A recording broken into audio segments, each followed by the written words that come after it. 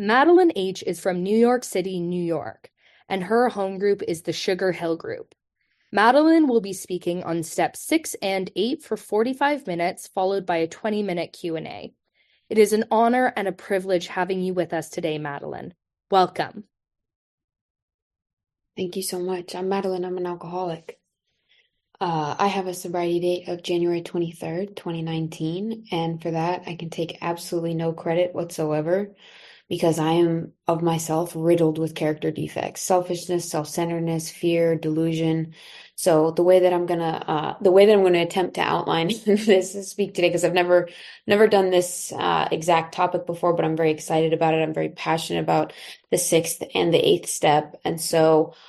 I'm going to start by telling you a little bit about my story, specifically focusing on how character defects were operative in the many, many things that I did that did not go well for me while I was running around out there. And then I'm going to tell you how I apply, how I, work the sixth and eighth step and how I apply the sixth and eighth step on a daily basis in my life and in my recovery. And so, what I will tell you first about myself is that I've been uncomfortable my entire life, very uncomfortable.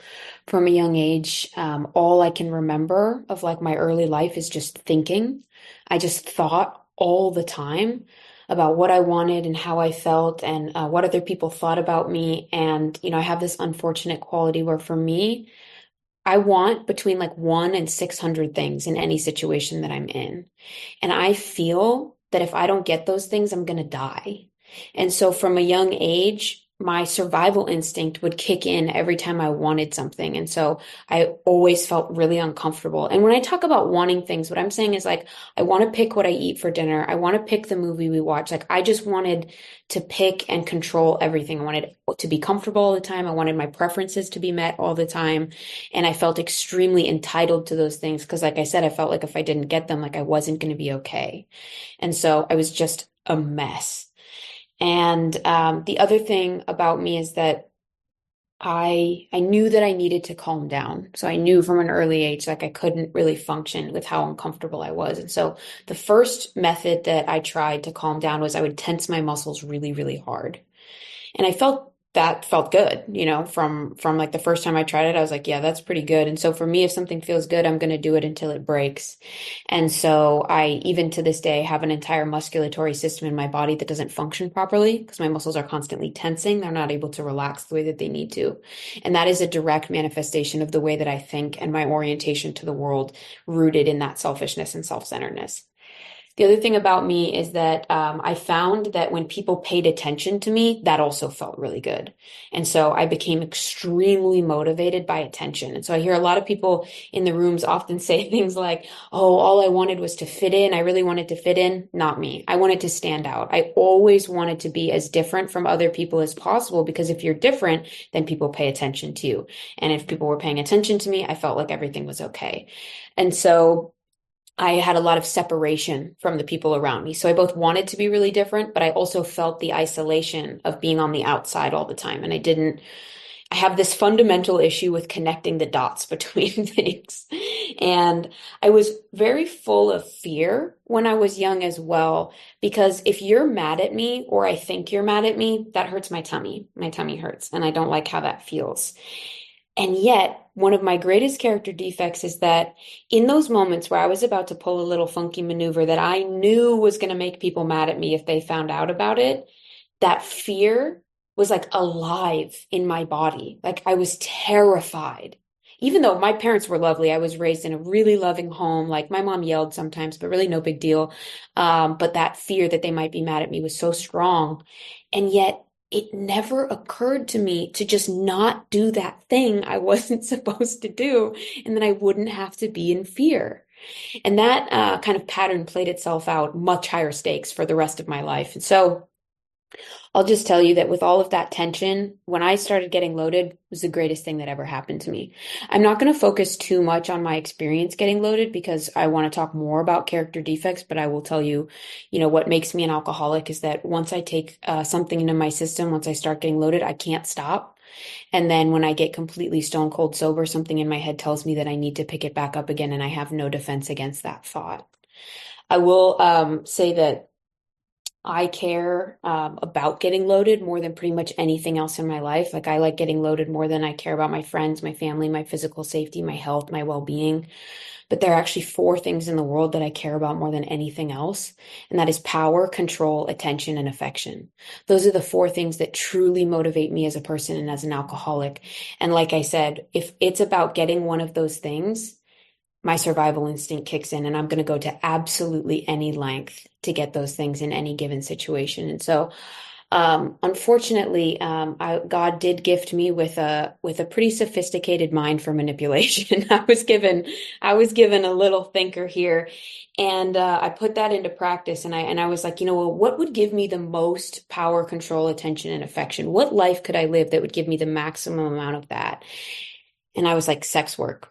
That's how I'm going to do it. That was my great idea. And so when I went away to college, I did drop out of school to pursue a career in sex work because that was my best idea of how I was going to get all four of those things. And I'll just be really honest with you all. It's a great way to get all four of those things. Like I was right. It was great.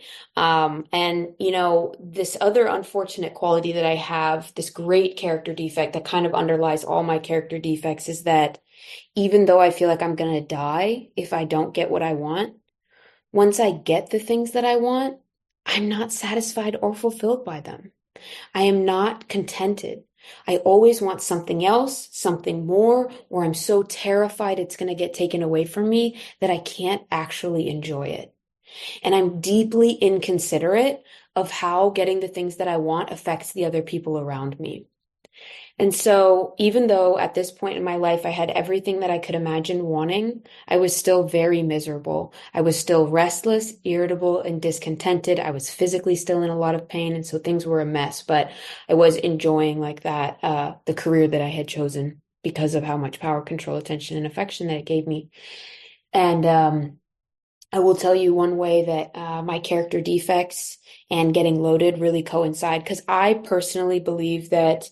Um, it's both. Like people are like, what makes me an alcoholic? Is it like the extreme selfishness and self-centeredness that I have, or is it getting loaded that makes me an alcoholic? And I will tell you that it's the interaction between the two, in my opinion, that makes a true alcoholic. And this is all just my opinion. So like throw this all out if it doesn't resonate. But in my opinion, what happened to me is that I felt so uncomfortable my whole life that the second that I added getting loaded into that, that felt so much better that I went balls to the wall with it so much, so hard that it created a physical altering in my brain and body chemistry that made it so I went beyond the power of choice. Now, I know some people who talk about like, I wasn't that uncomfortable. I just really like getting loaded.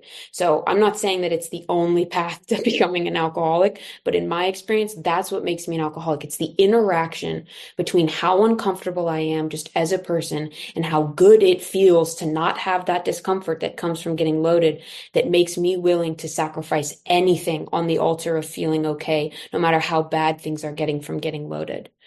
And so I said I would, you know, talk about this character defect where they kind of come together. And you know, I wasn't very interested in managing and managing and controlling the way that I got loaded.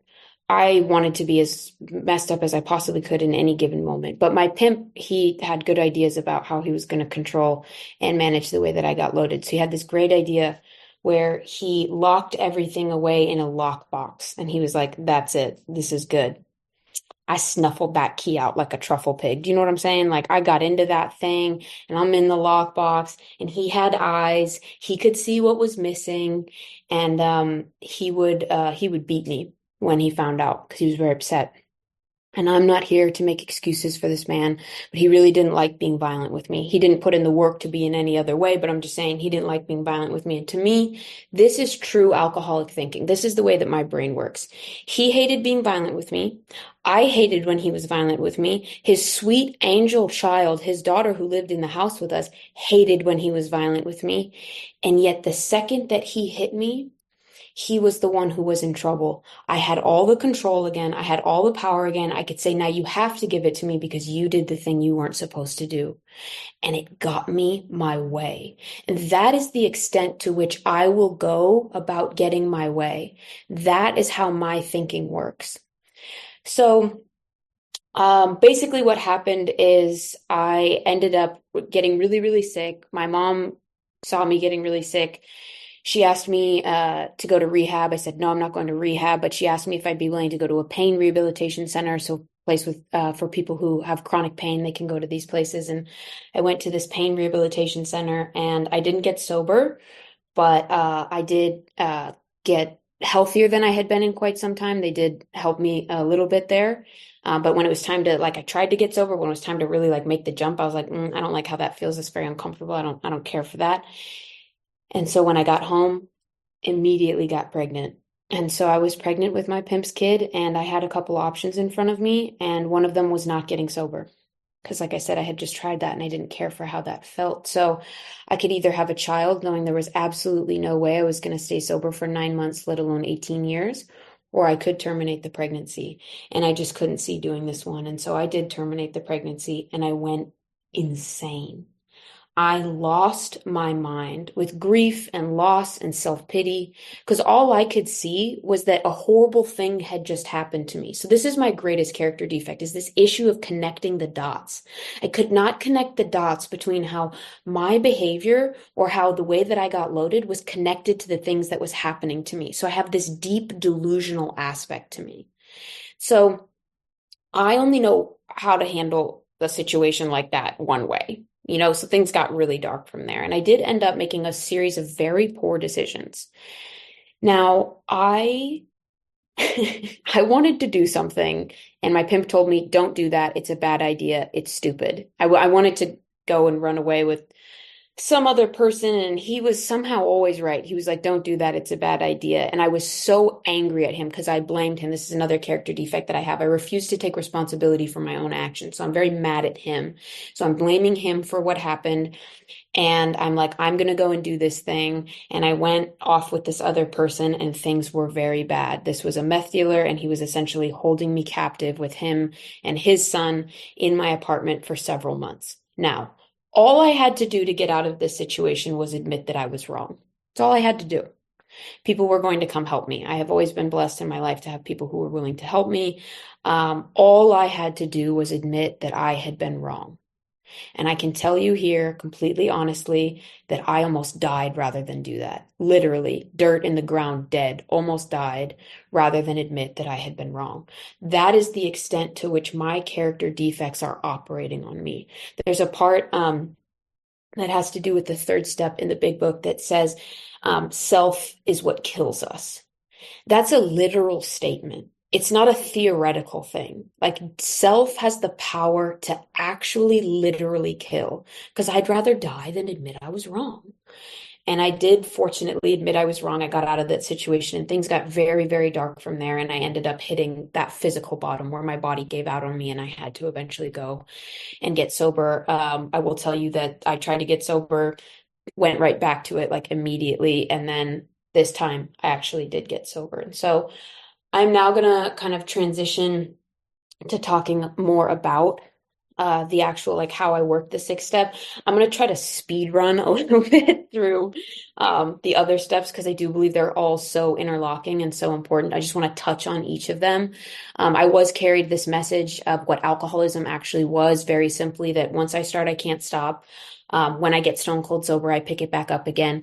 And that whether I'm sober or whether I'm loaded, all I think about is myself. And I was like, that really sounds like me. And they said, great, there is a solution. And not just a solution, but they talked about a sufficient substitute. Because like I said, my understanding of alcoholism is that the reason that I get loaded is because I don't feel okay inside. I'm beyond the power of choice, which means good, bad, or indifferent. No matter how I feel, I will go back to it no matter what of myself without a program of recovery.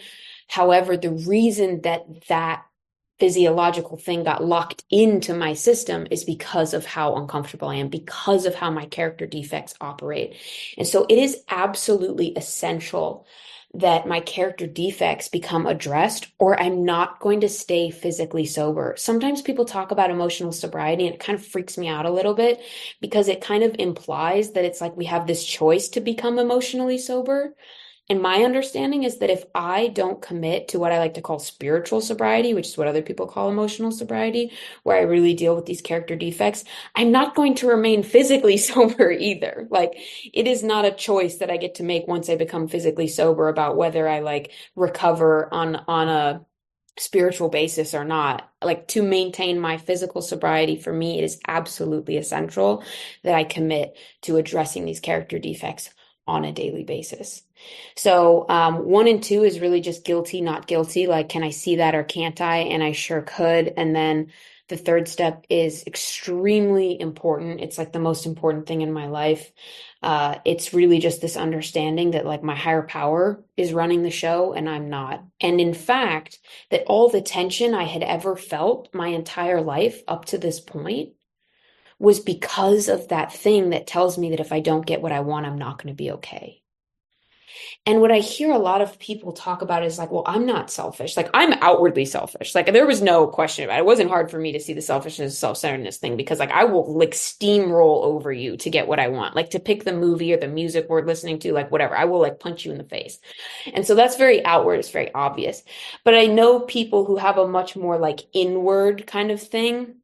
So I just want to address that so that we're all kind of like on the same basis, where it's not necessarily that you're going to go and punch someone in the face to get what you want, but the discomfort of not getting what you want is still just as real. And often what I hear from people who have kind of this other version, and I have this version too, it's just not my dominant one, is like, I just want people to see me as so gentle and loving and helpful. And like, people tell me like, well, I got in here because I always did everything for everybody else. And it's like, why? Was there a gun to your head? Did you do everything for everybody else because you felt like if it didn't get done your way, it wasn't going to be done correctly? Or because if people didn't see you as the person who was doing things for them, that they wouldn't love you or be there for you. And so there's many different ways that selfishness and self-centeredness can operate. And I have the people-pleasing version too. Like I said, I just have to punch you in the face one more, more operative. So character defects. I did a fourth and a fifth step, and I wrote all of those things out, and I saw this big, massive pattern of the way that my character defects had operated on me. And for me, the sixth step is really, really special. And why I wanted to talk about six and eight is because, first of all, I think they're really similar because I think that they are about willingness. And I also think that they get maybe skirted over a little bit. Now, I need to preface the next thing that I'm about to say by telling you that I'm a big book thumper. I'm a big book thumper through and through. I believe in keeping things very simple with the big book. I have not messed around personally with a lot of the other literature. I'm not saying anything bad about it. It's just not my experience to have worked out of the other literature. But I am going to tell you some things here about how I put my sixth step into action that aren't necessarily straight from the big book. And what I was always told is that if it doesn't come straight from the big book, if you don't like it, just ignore it. Everything that comes from the big book, we got to pay attention to. If it's anything other than that, that's just someone's opinion. It's just someone's interpretation. So I just want to say that firstly, that these things don't necessarily come straight from the book. So feel free to ignore them. So the way that I interpret the sixth step, or like this gift that I was given from the sixth step, is something that I never had before. I was never able to do this. The beauty of the sixth step is that I'm able to say today, I'm doing the wrong thing. Period. Full stop. Was never able to do that before. I could say I'm doing the wrong thing, but I said I'm doing the wrong thing and it's actually okay because, or I'm doing the wrong thing, but I don't really know if it's that wrong. Like always this excusing and justifying and denying and blaming. And that's what I always did. And the sixth step just says, just say you're doing the wrong thing, period. Not about delusionally trying to justify and excuse why I'm doing the wrong thing, but just look really honestly at it. Because what I will tell you is that the first portion, everything I told you about how I'm really delusional, I'm really inconsiderate, I want what I want more than I care about, other people's, well-being and health and safety, and just all of that selfishness and self-centeredness and fear and delusion, refusal to look at myself. That's actually what I'm left with. Those things were not a result of me getting loaded. That was all with me before, and it's still with me today. And so, what I need to do is I need to have some solution to address that. And so, what's great about the sixth step is it lets me just look at all that stuff.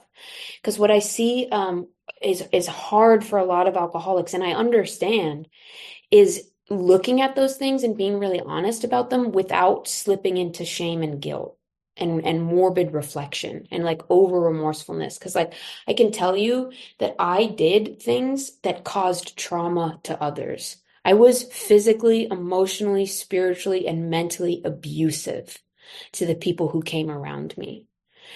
And so it can be painful to like admit that. But what I was told is that I didn't have to feel guilt or shame about the things that I was willing to change. And so the fact that I'm still selfish and self-centered today, and I still, want to be delusional, I want to blame other people, like, it's not about like, oh, I'm a bad person for that. It's just a statement of fact. It's just, I didn't choose like to be this way. I choose what I choose to do with it. And so what the sixth step for me is really about is this willingness to say, I'm doing the wrong thing, and what are we going to do about it now? Because there are things about myself that there were things that were easy to be like, yeah, I never want to do that again. But I have a couple examples of things that I still really have to work on in sobriety. And I love when people are like, yeah, my character defects were all born out of survival. And so they're really hard to like let go. And I love that for the people that's true for. Mine, not the case. For me, it's really just I get a lot of pleasure out of doing things that are not good and I want to do them. My big example is gossip. I love to talk some mess. And I'll just say that I'm not here to talk mess because I'm trying to assassinate someone's character or bring them down. I love information. I love being the person who has the information. I love being the person who gains the information. I love knowing things. And so I have this crippling addiction to knowing what's going on with everybody and telling other people the things that I know that are going on with other people. And I will tell you that that is a desperately unhelpful little character defect in Alcoholics Anonymous. Very unhelpful here in these rooms. So, what does it mean to be in a sixth step with a character defect? Because some people are like, why is sixth and seventh step even separated? They feel pretty similar. But for me, it's really important that they're separate because sometimes you're just not in seven with something. Sometimes you are just not ready for that higher power to come and remove it from you. And so if I have something where I can admit I'm doing the wrong thing, but I'm not yet ready to stop doing it, what am I gonna do with it? Because I can't do nothing. That's what this way of life really is about for me, is that I can't do nothing. It's not that I have to become a saint and automatically just never engage with anything that's harmful or bad ever again. But I can't refuse to just, I'm not able to just refuse to look at something or address it. And so what I do, the way that I practice my sixth step is that part of my 11th step, part of my prayer and meditation that I do on a daily basis is I pray actively on each of my character defects every morning. So I pray for the willingness to not gossip. I pray for the willingness to not bully people until we eat what I want for dinner. I pray for the willingness to not act as a performance of myself, but instead to just be able to truly be myself. These things that I know that are going to come up. Because I'm not responsible for just being a perfect person all of a sudden, but I am responsible for moving towards a perfect ideal. Now, I know that that might sound confusing or they might sound like they're in opposition to each other, but in my opinion, they aren't. There is a perfect ideal of how my higher power would have me be in every single moment. It's my job to like army crawl towards it. Like I'm just supposed to be moving towards it. It's not that I'm ever going to reach it or I'm ever going to be perfect or I'm ever going to get there, but I am meant to move towards it. So in these moments where I've identified a character defect, The part that I am responsible for is whether or not I'm willing to ask for its removal and move towards whatever that ideal is. And so when I work through the 6 step with my sponsees, what I do is I have them write that list of character defects, like it says in the big book, and then we sit down and we talk about the correlating spiritual principle to each one, because each character defect has a correlating spiritual principle. And I'm not God to say, oh, it's this one definitively. You could have many interpretations of what that is, but let's have an idea in our minds of what we would do. So when these things come up, we know what we're moving towards. So like I said, it doesn't say to do that in the big book for the 6 step, but I think it's pretty grounded in things it says elsewhere in the book that, we're replacing these character defects with spiritual principles. And so for me, I think it's really helpful right there on 6, where we're saying, okay, these are the things that I'm willing to be rid of. Here are the things that I'm trying to be willing to be rid of, but maybe I'm not already. Well, what would I do instead if I weren't engaging in this character defect? What would the perfect ideal be, or what would the spiritual principle that I would practice? And I'll just give a couple examples. Um, so I have like a deep inconsiderateness. I don't believe that I'm that malicious, like I've punched some people in the face, like I said. But I'm not particularly malicious. I am, however, deeply inconsiderate of how my actions affect others. And so what is the correlating spiritual principle to inconsiderateness?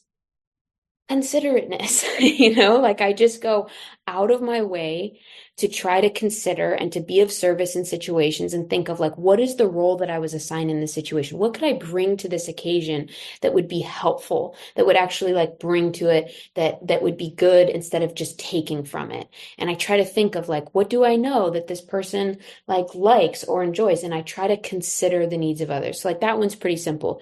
Guess what this correlating spiritual principle to impatience is? It's patience.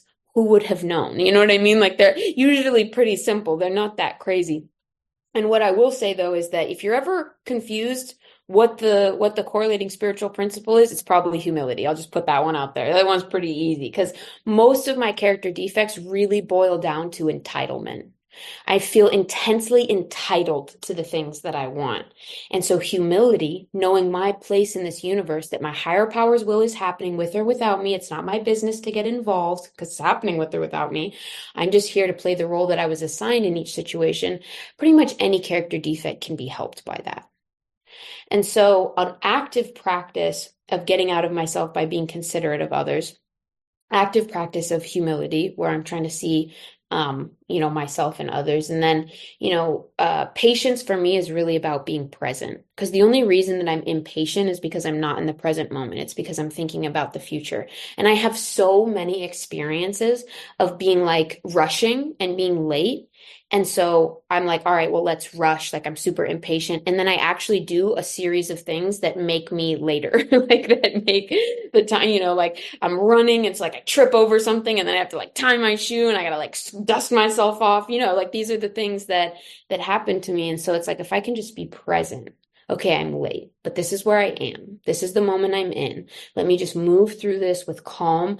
I'm going to probably get there sooner than I would if I was rushing. And so like, that's what for me, it really means to be patient, is to understand that like, I'm right where I need to be in each given moment. And if I'm not exactly where I need to be, how can I move towards getting to where I need to be and away from where I'm not supposed to be in a calm fashion, And then for me, I'm very judgmental and intolerant because I want things to be the way that I want them to be. Tolerance to me is one of the most important spiritual principles, because for me, it's also the correlating spiritual principle to resentment. So character defect of resentment is really just that same thing of intolerance. Like I want people to act how I think they should act. And when they don't, I get upset about it. And so for me, what tolerance is really about is my willingness to see myself in others. So when somebody does something that I don't like, I ask myself, have I ever done that in any version at all? Answer has always been yes, because it's not about scale. It's just about, have I ever done that in any version at all?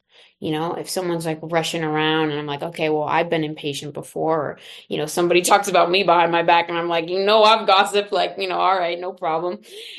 Somebody, trying to think of like other examples, but really just whatever it is. And even these like large scale things, like I remember when the war broke out in Russia and people were very upset about it. And it's like, have I ever, dominated another, person because I wanted what they had? Hell yeah, I have. And so it's like, it's not about scale. I'm just able to see myself in others.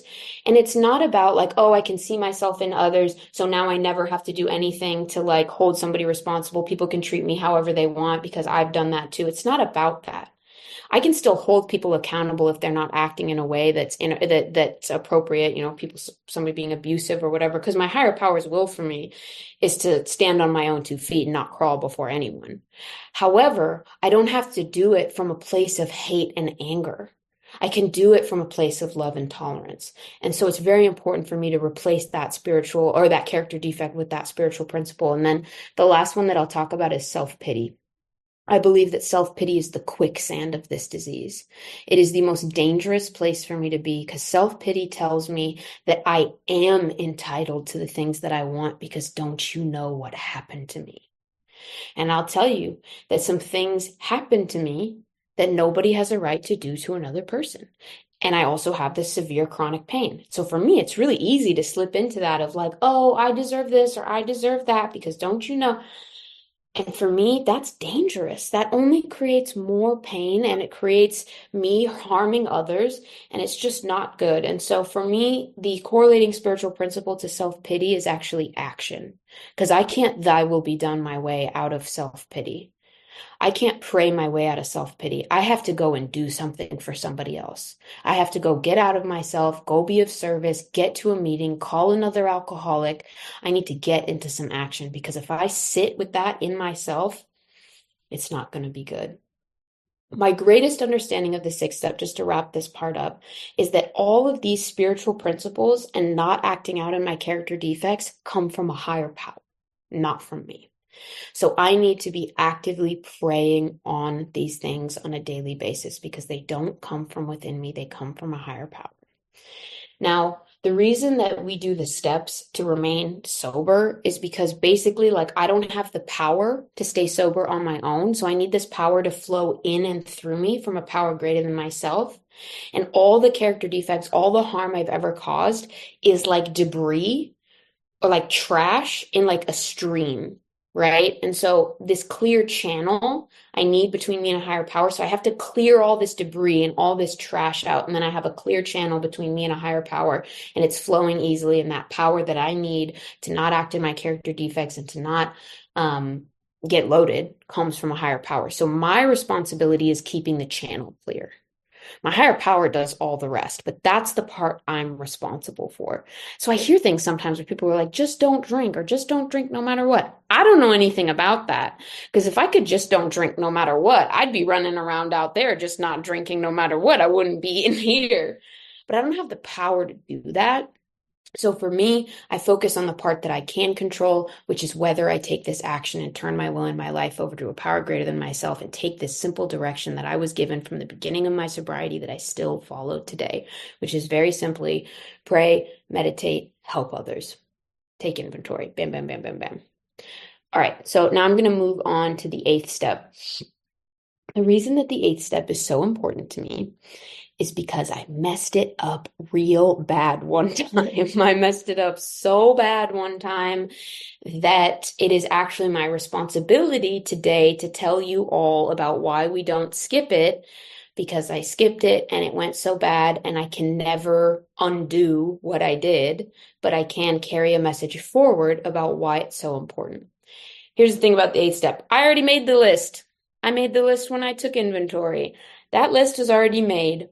The part of the eighth step that I tried to skip was becoming willing.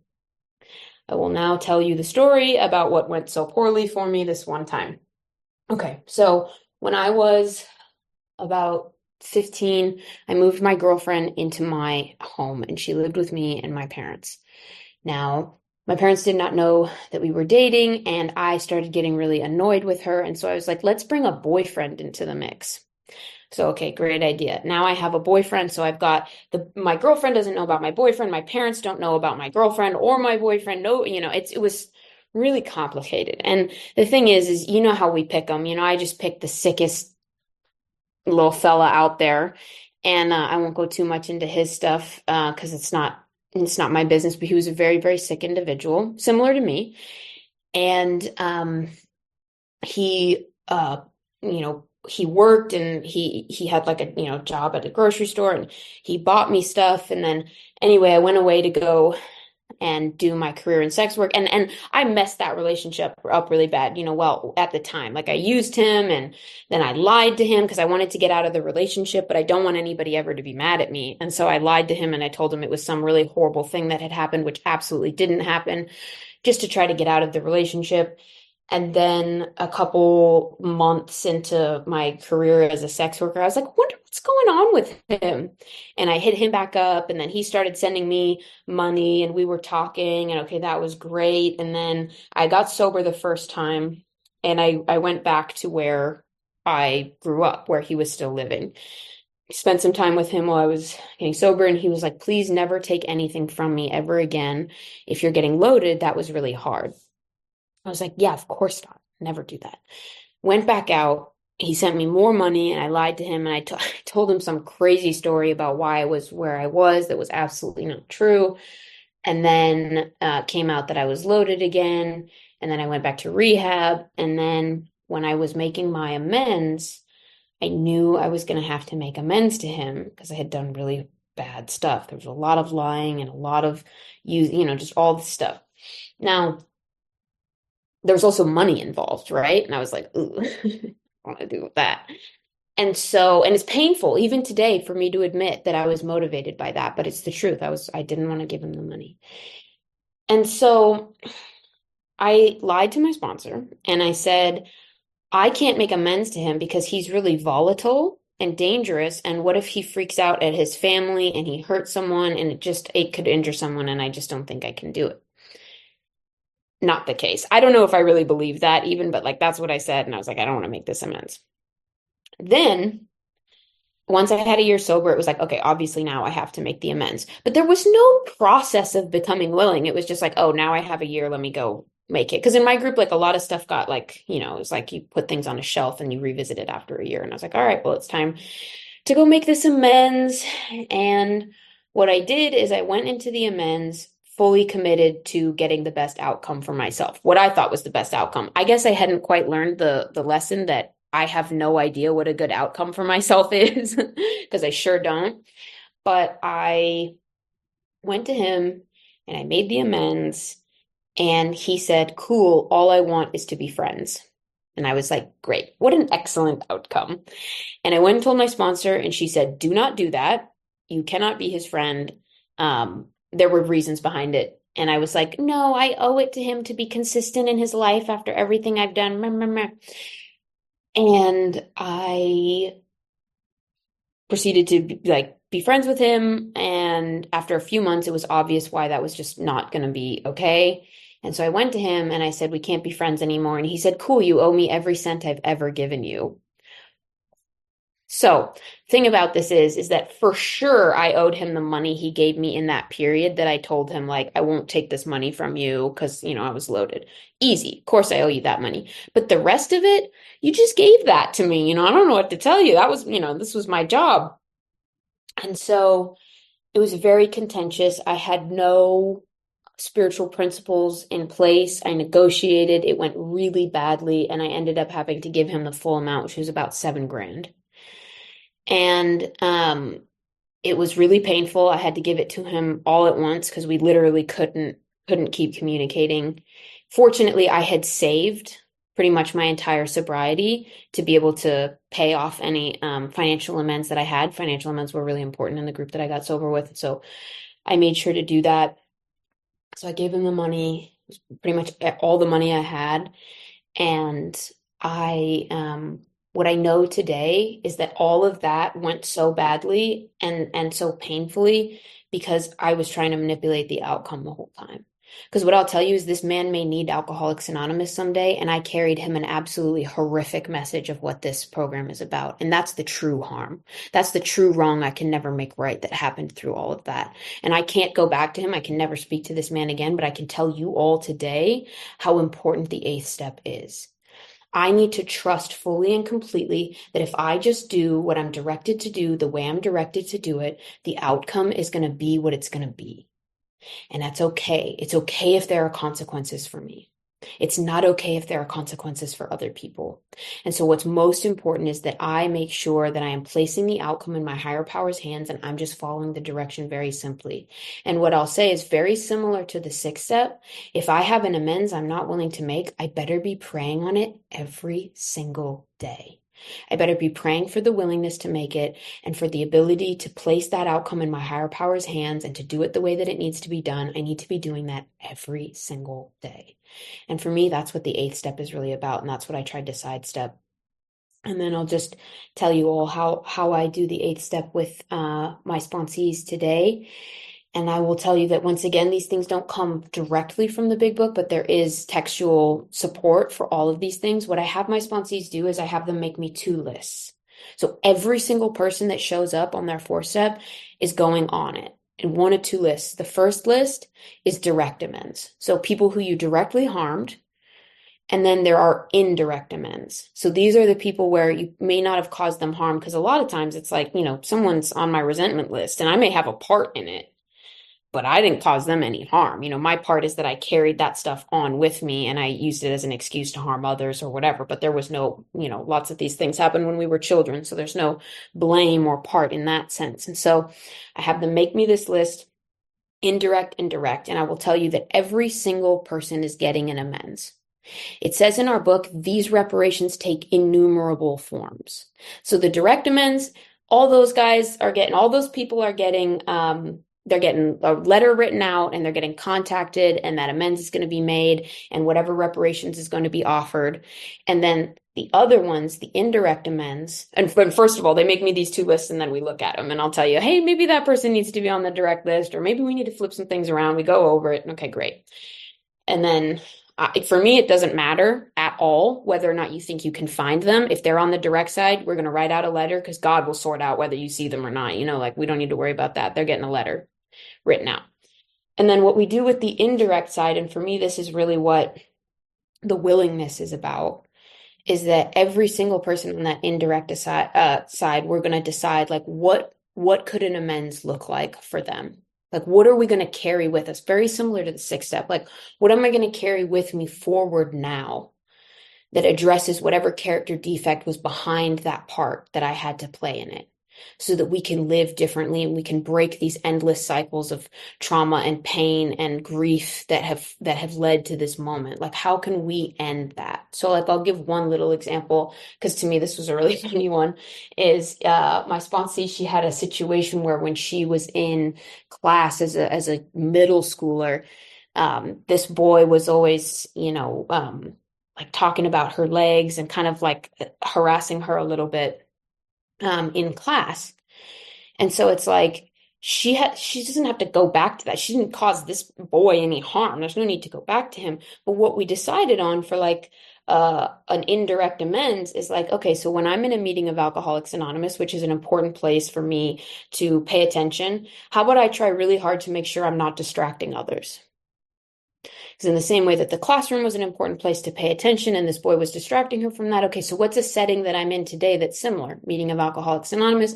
Let me make sure that I'm not chit-chattering with others and causing distraction, and let me just be really focused and present in my meetings. And so in that way, I'm carrying forward these spiritual principles. I'm breaking these cycles of harm that may have been caused to me or that I may have caused to others. And so in this way, I like to make the eighth step a very active thing to make sure that everything is addressed. And I have this true willingness to make things right that were wrong, even if I'm not necessarily the one that committed it. Because what I know about Alcoholics Anonymous is that there is so much healing available.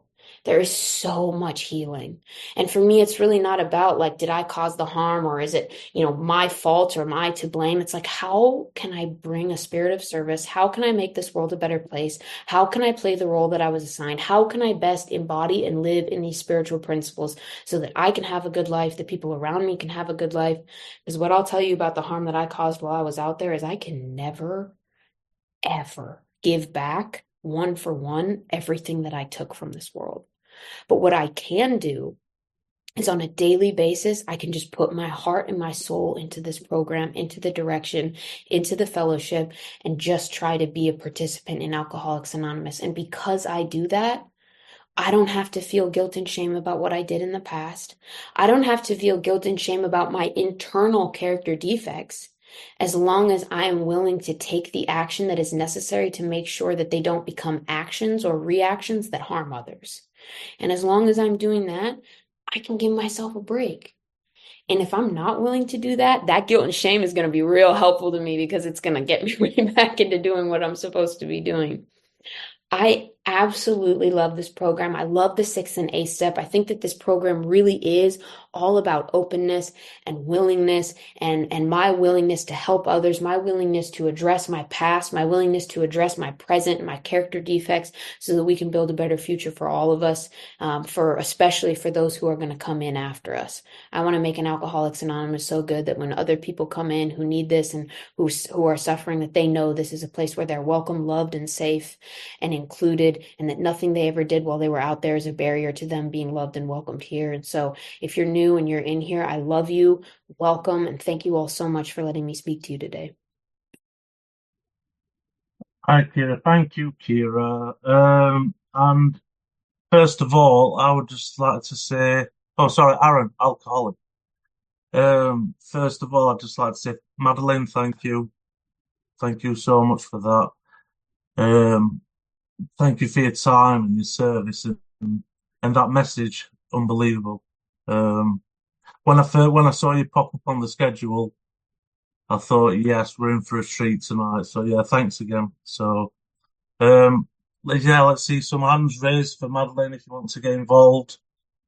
It's great for your own recovery. To get a chance to pick Madeline's brains, asking a question. We've got Candy. We've got your hand up. I can see your hand raised. So would you like to unmute and ask Madeline a question, please? Actually, I just want an alcoholic named Candy. Madeline, you blew me away. It blew me away.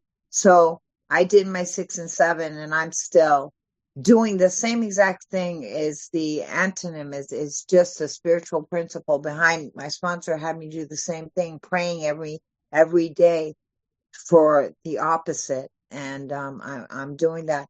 And what I really loved was when you talked about the self-pity and getting into action, because that's a really huge one for me. And I also appreciated everything you said about 8, because that's where I'm at, and I'm reluctant for some of my amends.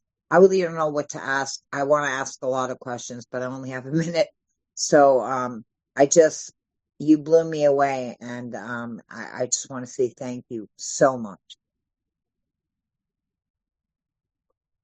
Thank you, Candy. Just a quick reminder, this is a Q&A session. We do have a meeting after this meeting, the parking lot meeting, if you want to do some sharing. So thank you for that. I do have a question from the chat. Can we see some raised hands and get some questions in? But I'm going to chuck one in from the chat. So Madeline, did you make all your amends on your list? And if so, how long did that take?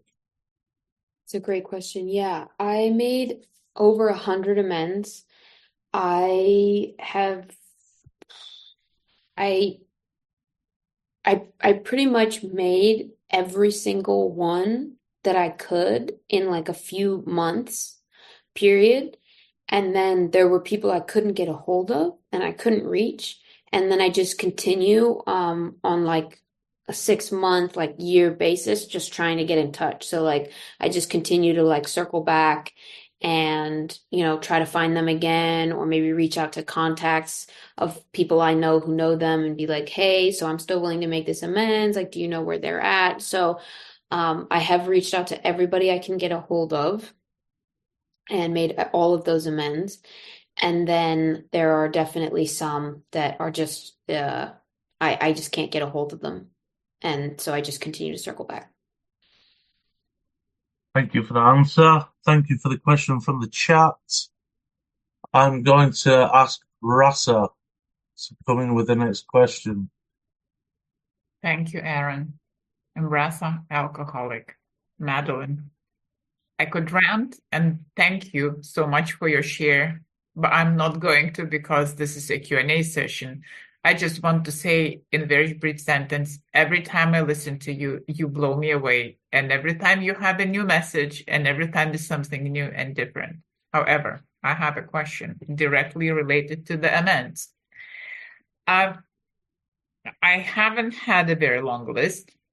And I have been, before even getting to AA and before even knowing about the program, I somewhat knew that, well, I used to ask God for forgiveness if I knew I couldn't ask forgiveness from a person. However, I have a situation where looking at the face value, looking if somebody not completely involved and looking at the outside would say, oh, definitely you need to make amends for that. But though being very self-aware, I don't feel that I do need to make amends. The situation is looking from the depth that I am the one who is actually should be made amends to. So how do you, it's kind of a little bit of a circle. How would you square that circle? Yeah, that's a great question. I think we all have cases like that it's not clear, it's not straightforward, and I don't have like a specific answer, more just a process. So the process is that if you have one of those, you have the willingness to continue to look at it. So today you say, I actually think I was more harmed, and it does say in the book that just because we were more harmed, it doesn't mean that we don't necessarily make amends. So sometimes we make many amends to people who've harmed us more than we harm them, and it's more about just clearing the side of the street. And I will say that there are several reasons we make amends. I think this is really important. First of all, it's for them because I harmed them. Second of all, it's for me, so I don't have to live weighed down by that. Third of all, it's for my relationship with a higher power so that that channel is completely clear. And then fourth of all, it's for the women who come after me. It's for everybody who comes after me in Alcoholics Anonymous so that I can be of maximum service to them because I made all of my amends. And so if you have a situation and you don't think that it is holding you back from a relationship with a higher power, you don't think that it's weighing on you, and you don't think that it's something that's stopping you from being of maximum service to those around you, and it's met all that criteria, what I would say about it, because you're still some question, is just keep revisiting it. Say, this is how I feel about it now. Come back to it in a few months. Pray on it again. Look at it again. Okay, you say it again. Great. Then just keep coming back to it. It's not like come back to it so that you get this different answer. You may get the same answer every single time. But just because there's a question, the way to demonstrate willingness in that 8th step with it is just to make sure that you're still willing to look at it just in case something changes. Because that happened for me, is that I had situations where I was like, no, definitely not. And then I had this moment where I was like, you know what? I'm not as free as I could be because I'm not making it. I made it, and I have this beautiful freedom today because of that. So that's my recommendation. Oh, beautiful. Beautiful. Love that. Thank you. Thank you, Russ, for that question. So let's jump on to Kira. Shoot. Oh, all good. Hi, Kira, alcoholic. Madeline, I wanted to ask, what has your experience been with living amends? So amends that we have made to people who have since passed in this world. Yeah. Yeah, I mean, I consider to be pretty much everything that I do to be living amends. And yeah, I'm glad you brought that up because one of the worst things that I did was to somebody who passed away. And actually, the thing I did was in response to their death, and it was really ugly. And so I just take really seriously like what I owe them. Like in my case, like I flirted with my friend's boyfriend and she died. And so today I try to take really seriously staying away from people's boyfriends and girlfriends and husbands and wives and anything in between, anybody's partners. Like I try to take that really seriously. And I'll tell you that I have not, been perfect in my sobriety with that either, even though how much I owe. But I try to take it particularly seriously because it's an amends that I couldn't make directly. And then I did the thing where I wrote out a letter and I went and I spoke it. I personally went to the place where they died. And I went and I spoke it out to them and had a powerful experience with that. But that's really kind of a personal thing about how if you want to like do some kind of enactment of a direct amends, but really it's just I try to take really seriously what I owe. Thanks again for that, Madeline. Lovely answer. We've got three more hands up on the screen. Bal, Sue, and Kim. They'll be our last questions for today. So next up, I'm gonna bring Bal. Would you like to unmute and come in with a question, please, Bal? Yes, thank you, Aaron. Thank you, everyone, for making this meeting possible. And thank you, Madeline. Such a great share. Loads of identification as well. Around the step six, because basically I have to identify, I have to write things down. Otherwise, I soon quickly forget. So writing stuff down really helps me. But yeah, so around step six, I do the same thing as well, where you look at the opposite of that defect, and I find that very useful.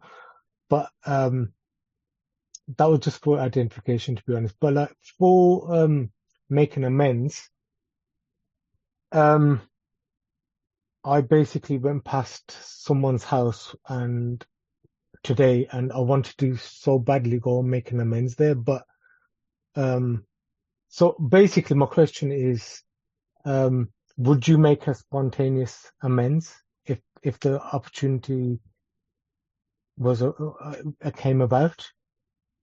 That's a really good question. This is the process. This is what I tell my sponsees is like, I had my sponsor okay every single letter that I wrote. So like I didn't send these letters out, but I had a written out like of the amends so that my sponsor could okay it to make sure that there was nothing manipulative or funky in it. Because the thing is I'm just so naturally like that it's not even that I intend to be that way, but it can still happen. And so like I needed this script to follow from this letter that was okayed by my sponsor. And so I think it's really important to be on 9 through 8 with each amends, like fully willing, have that letter written out, and then it's like have that ready to go. And so I have my sponsees write out these letters for everybody like right away so that in a spontaneous moment, they already have it. They have it ready to go. They've already written it out. They already know what they're going to say. And so I would say kind of yes and no in the sense that it's like if you're on 9, be ready to make any amends. Like don't wait on having the script or like the letter written out. Get all your letters written out for everybody. And so then you're just ready to rock and roll when that experience presents itself. But until then, I think, yeah, it's rough. It's important to obtain people's consent. If you run into somebody, obviously that's like a beautiful moment. Like it's hard to get a hold of somebody, but like we got to ask like, hey, can I make amends to you? You don't just pop that in on someone because it's a kind of an intimate thing that they should be on board with as well. Wicked, wicked. Thank you for that question, Bal, and for that answer. Beautiful answer. Thank you. Sue, would you like to come in with a question, please? Hi, I was Sue, recovered alcoholic. Hi, Madeline. That was amazing share. And I'll be taking on board some of the things you said because they were amazing and using them. What I wanted to ask is if someone has been abusive towards you, and you're kind of frightened of that person, is it okay? And they have caused you a lot of harm. Is that okay? I thought, is it all right not to actually make that amends to that person? That's a really great question. I think it's a really important one. What I will tell you from my own experience is that there was somebody who was abusive to me who I made amends to, and there was somebody who was abusive to me who I didn't. Because of the particulars of the situation. I mean, there's an order of protection against that I legally can't violate. But even if that order of protection wasn't in place, I still would not have reached out to them. But then somebody who was abusive to me, I did because we were in a relationship for several years and I had done a lot of harm. And so the simplest answer is that it's kind of case by case. But like, yeah, there are situations where it's like there's fear and there's abuse and it's like, and also it particularly like a timetable, right? Like if they've just been like abusive and crazy, it's like, let's get some, distance. And so the same thing kind of that I said to Rasa, where it's like, as long as you have a willingness to make it and maybe like write that letter out for what your part was and like have it on deck. And it's like, just keep revisiting it. But like, yeah, don't like my sponsor was like, please don't go talk to all your pimps right now. I was like, okay, that's fair. So it's like, we have a little bit of prudence there, but yeah, maybe eventually you will make that amends. And so just having a willingness and an understanding and just kind of setting it aside, put it on the shelf, and that experience, that time may present itself, and also maybe not. So Excellent. Excellent question. Excellent answer. Right, was we've got one quick question, enough time for one quick one. And Dina, if you want to come in for the parking lot to ask a question or share. So Kim, quick question. Fire away, Kim. I'm Kim. I'm an alcoholic, and thank you so much, Madeline, for your message. I have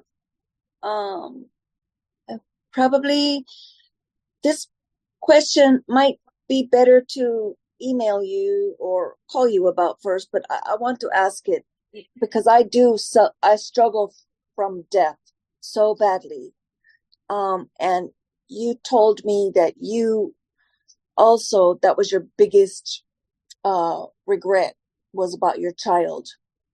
So I would like to ask, how were you able to deal with that self-pity, that sadness, that deep regret of what you did there? Because I cry all the time about death, and so I'm just hoping that maybe you have solution. I'm sure you do. Thank you. I can only share, and thank you for that question. And I can only share, my personal experience with it. And I definitely don't want to get into territory that's controversial, because I know that it is a topic that people feel very strongly about. And I'll just share from my own personal experience that the choice that I made to terminate that pregnancy was a choice that needed to be made. I was not going to get sober. I was beyond the power of choice. And today I know that I was being motivated by a greater cause. But still the pain and the loss of it, the way that I understand it is that whatever you believe that to be, whether you believe it's a person or a fetus or whatever, like, what I know is that there's a soul involved, and that the process that I enacted on it did absolutely nothing to interrupt that soul's process. So that soul has been returned to the great beyond, to the consciousness of all things, and it's with me all the time. And it's returned to my higher power, and through love returned back to me. And so that is how I understand it now. Like I said, I certainly don't want to come up against anybody else's beliefs about it, or pretend like mine is the ultimate one. But that is the understanding that I operate with today, that has really helped me and has helped a lot of healing. And also what I'll say is that my experience with that is now today very helpful to others. And so a lot of good has come out of it when I can come and say that I had an abortion, it was devastating, and you can get and stay sober even with that experience. And so in so many ways, it has become a beautiful and site of healing. And so that's what I'll say about it. Good. Thank you so much. Thank you. That's beautiful. Thank you, Kim, for that question, and thank you, Madeline, so much for your time and your service in the Q&A. We love you on here, and on that, I will hand the meeting back over to the lovely Kira.